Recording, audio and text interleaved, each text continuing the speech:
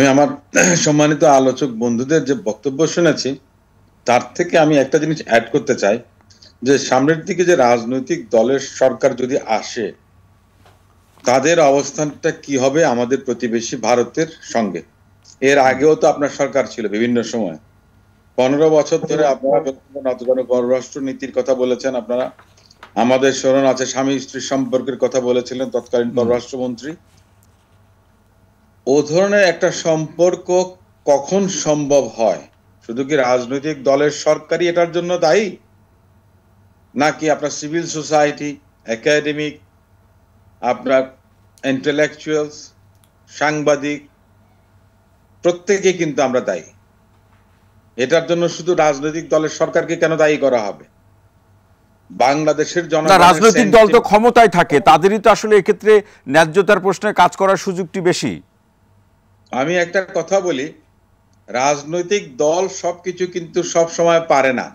আরেকটা কথা বলি, রাজনৈতিক দলের সরকার যখন থাকে তখন সামাজিক যে কোনো আন্দোলন যখন প্রতিরোধ গড়ে তোলা হয়, দল মত নির্বিশেষে জনগণ সকল ক্ষমতার উৎস। সংবিধানের এই 7 অনুচ্ছেদের কথাটা যদি আমরা মনে করি বা মনে রাখি তখন সেটাই কিন্তু প্রিভেল করার কথা, কিন্তু আমরা বিগত 16 বছরে সেটা দেখিনি।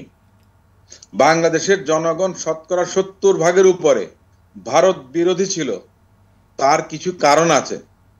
2014 সালের নির্বাচনের পূর্বে ভারতের পররাষ্ট্র সচিব সুজাতা সিং এসে যে সমস্ত কর্মকাণ্ড করেছিলেন, যে সমস্ত বক্তব্য দিয়েছিলেন, সেটা নির্বাচনকে কতটুকু প্রভাবিত করেছিল তার থেকে বোঝা যায় যে বাংলাদেশ আর ভারতের সম্পর্ক কোথায়, কোন তলানিতে গিয়ে ঠেকেছিল।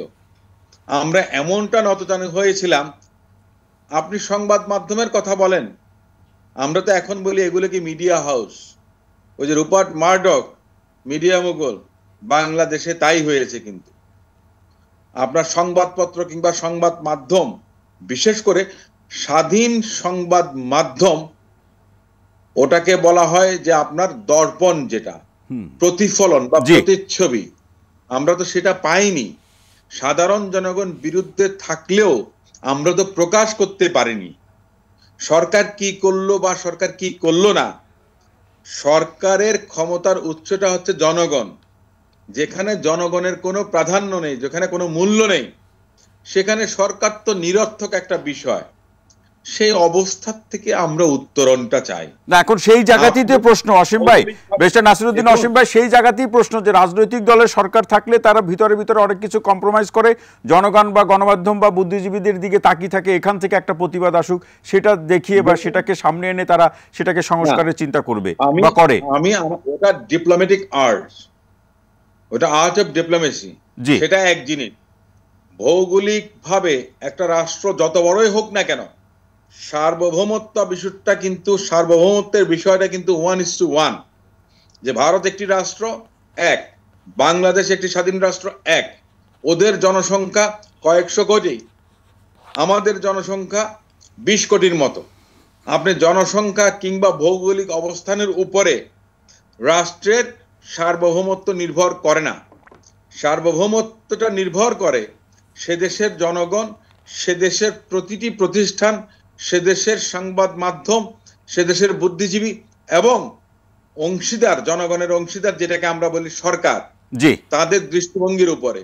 আপনি যদি ক্ষমতায় টিকে থাকার জন্য কোনো পার্শ্ববর্তী রাষ্ট্র, প্রতিবেশী রাষ্ট্র যাদের একটা দুর্নাম রয়েছে, আমি প্রকাশ্যেই বলি, আপনি শ্রীলঙ্কার কথা বলেন, নেপালের কথা বলেন, ভুটানের কথা বলেন, প্রত্যেকটা দেশেই কিন্তু ভারত তাদের একটা ঔপনিবেশিক যে চাপ প্রয়োগ করা সেটা করে এসছে ঐতিহাসিকভাবে।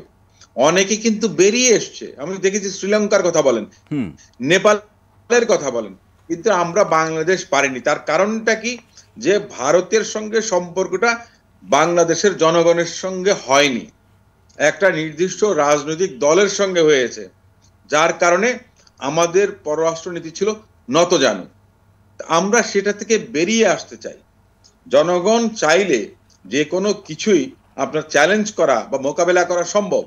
নো ম্যানস ল্যান্ডে তো কারোরই আপনার যাওয়ার কথা না। তো সেখানে আপনার সেই সীমানায় ডিঙ্গিয়ে বাংলাদেশের সীমানায় এসে আপনি কাঁটাতারের বেড়া দেবেন, এটা তো কূটনৈতিক শিষ্টাচার, এটা তো আইনের লঙ্ঘন। আমি আজকে দেখেছি যে আমরা গত দুদিন আগে দেখেছি যে বাংলাদেশে নিযুক্ত ভারতীয় হাই কমিশনারকে তলব করেছে বাংলাদেশ পররাষ্ট্র মন্ত্রণালয়। ঠিক আজকে আবার দেখা গেছে বাংলাদেশের হাই কমিশনারকে ভারতের পররাষ্ট্র মন্ত্রণালয় তলব করেছেন।